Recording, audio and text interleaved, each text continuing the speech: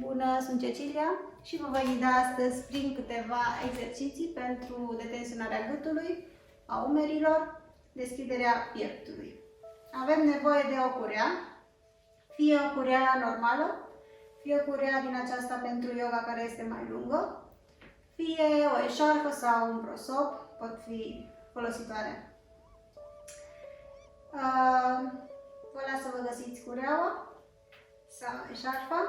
Între timp, putem face exercițiile fie în picioare, fie stând pe un scaun, fără spătar, fie așezați pe podea, într-o postură confortabilă. Important este să avem spatele drept, coloana într-o postură neutră, să nu arcuim lombarul, cum multe persoane au tendința să o facă, lombarul rotunjit, spatele drept, umerii ușor deschiși, relaxați. Tălpile fie paralele, fie împreună și prindem cureaua. Dacă este o curea, atunci prindeți partea de metal pentru a nu vă lovi în exercițiile ce le vom face. Prindeți aproximativ 1 metru distanță și ridicați în fața pieptului. Trageți în direcții opuse.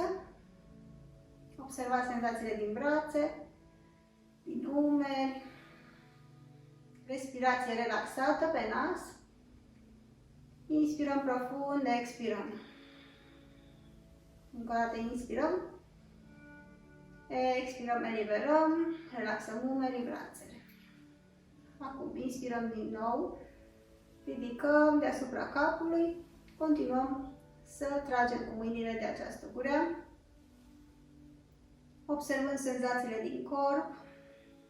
Atenție pe lombar să nu se arcuiască, rămâneți într-o postură neutră și respirați profund. Dacă simțiți prea multă tensiune, atunci nu forțați și eventual puteți respira pe gură, expira pe gură. Puteți inspira pe nas și expira pe gură. Încă câteva momente aici. Inspirăm profund, expirăm, coborâm. Cureaua este mereu bine întinsă. Relaxăm. Iar acum inspirăm, ridicăm brațele sus și ușor vom merge în spate, coborâm. Aici veți simți o ușoară tensiune. Dacă este prea mult, atunci mai lăsați puțin spațiu, veți curea un pic mai largă, mai lungă. Și continuăm. Inspirăm în spate. Inspirăm sus, coborâm. Inspirăm, ridicăm, expirăm, coborâm în spate, revenim.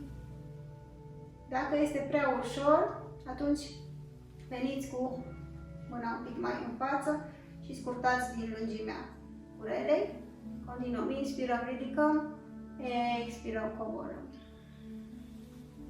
Nu forțați. Trebuie să vă bucurați de aceste mișcări. Observați-vă corpul. Inspirație, expirație relaxată. Încă de 5 ori.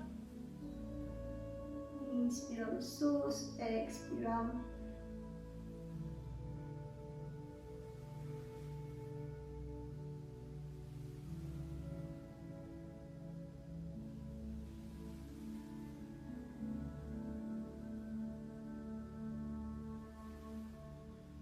Ultima dată. Coborâm, relaxăm brațele, umerii. Acum vom ridica din nou deasupra capului și vom merge în spate doar puțin până unde simțiți acea tensiune în zona umerilor, zona pieptului și mențineți aici, inspirând, expirând pe nas, încercând să relaxați acea zonă mai intensă. Inspirăm, ridicăm, expirăm, coborâm, mișcăm ușor brațele. Aducem cureaua în mâna dreaptă deasupra capului. Și cu mâna stângă prindem de unde ajungem, fie mai jos, fie mai sus, nu contează, oricum este bine. Și ușor din nou opunem rezistență cu rele și tragem de mâna dreaptă în sus, mâna stângă în jos. Observăm senzațiile din corp, bărbia să nu fie la sol, ci ridicați bărbia. Chiar voi și puteți arcui puțin, bărbia ridicată și un pic arcui spre tavan. Inspirăm, expirăm aici.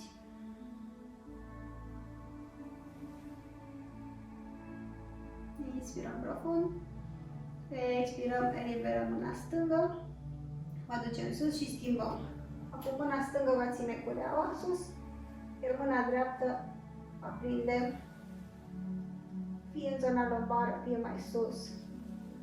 Oriunde ajungeți este bine și ușor tragem în direcții opuse. Bărbia ridicată, pieptul deschis, observați senzațiile din brațe, ales din brațul stâng, umeri, piept. Inspirăm profund, expirăm. Inspirăm profund. Expirăm, eliberăm brațul drept, mâna dreaptă. Aducem cureaua în spate și prindem cu palmele spre în față. La o dimensiune, la o lățime ușor mai mare decât umerii. Și de aici ușor ridicăm brațele în spate, trăgând de curea, deschidem pieptul, bărbia ridicată. Inspir, expir aici, observați senzațiile din interiorul brațelor, umeri, piept, gât. Inspir, expir, nu forțăm.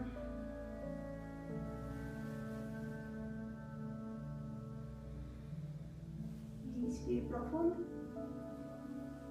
Expir, eliberăm. Readucem cureaua în față. Din nou la o dimensiune aproximativ de 1 metru, fiecare să găsească dimensiunea lui potrivită pentru a putea merge apoi în spate și a nu simți vreo durere, ci doar o mică tensiune. Bun. De aici din față pornim, inspirăm sus, expirăm în spate, inspirăm sus și acum mergem spre stânga.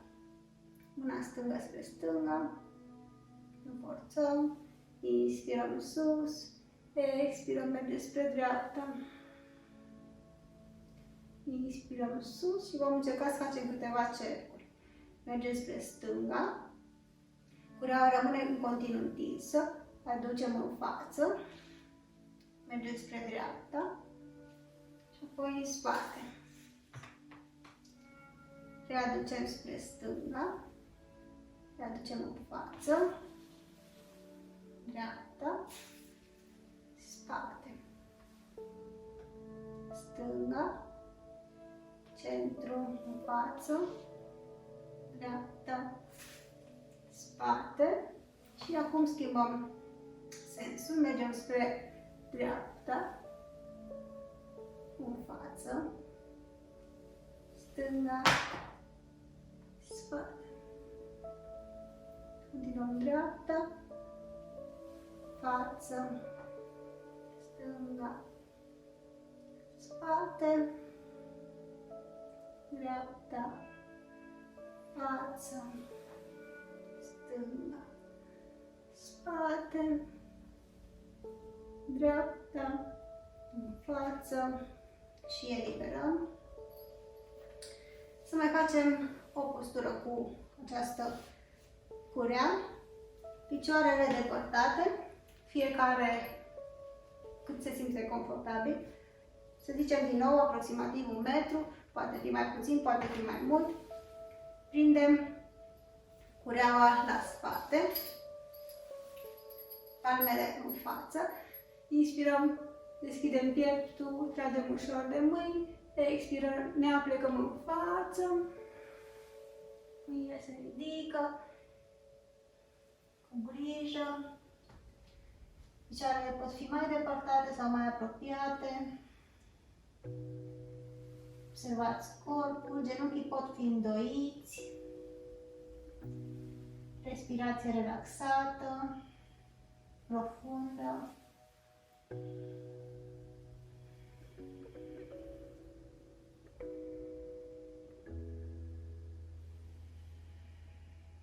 Inspirăm profund. Expirăm aici. Următoarea inspirație ne ridicăm și eliberăm cureaua.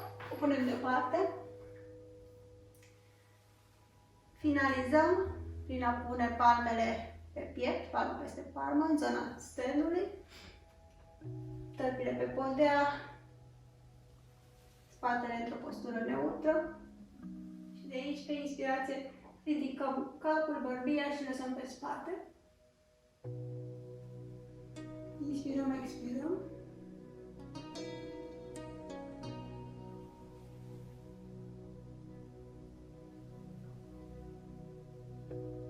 Inspirăm, revenim la centru, eliberăm brațele, observăm senzațiile din corp, brațe, umeri, gât, piept. Sper că v-a prins bine, să aveți o zi frumoasă în continuare.